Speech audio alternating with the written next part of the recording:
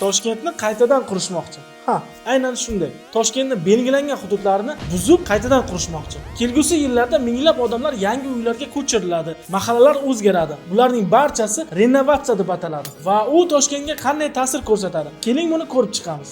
Renovatsiya bu shunchaki eski binolarning o'rniga yangisini qurish degani emas, balki butun hududni zamonaviy va qulay muhitga aylantirish jarayonidir. Buni to'g'ri tashkil qilish uchun master plan ishlab chiqish kerak bo'ladi. Hozirda Toshkentda bir nechta yirik renovatsiya loyihalari amalga oshirilmoqda. Bu hududlarda deyarli 200 gektarlik maydon renovatsiya qilinishi kutilmoqda.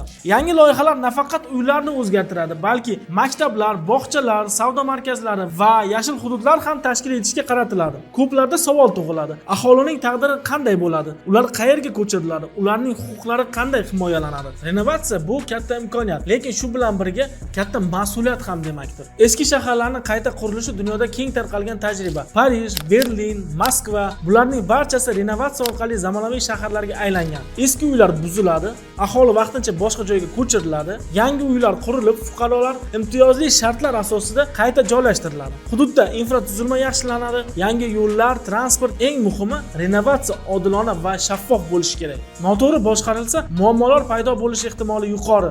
Agar hammasi to'g'ri bajarilsa, Toshkent yangi zamonaviy megapolislardan biri bo'lishi mumkin. Siz renovatsiya haqida qanday fikrdasiz? Bu Toshkent uchun yangi imkoniyatmi yoki muammolar? Fikringizni izohlarda yozib qoldiring. Agar sizga arxitektura va qurilish qiziq bo'lsa, sahifamizga obuna bo'ling.